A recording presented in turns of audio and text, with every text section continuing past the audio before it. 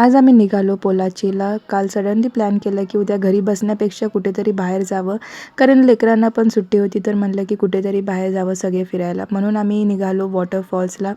सगळे फॅमिली निघालो. दुपारी 11:30-12च्या दरम्यान निघालो. म्हणून जाता जाता लंच केलं. काही जणांनी घेतलं बिर्याणी, काहींनी मील्स घेतलं, फिश फ्राय वगैरे घेतलं. मस्तपैकी जेवण केलं आणि आम्ही पोचलो स्पॉटवर. इतकं भारी सिनरी होती ना, म्हणजे बघूनच वाटत होतं की यार वर्थ आहे यायचं इथं.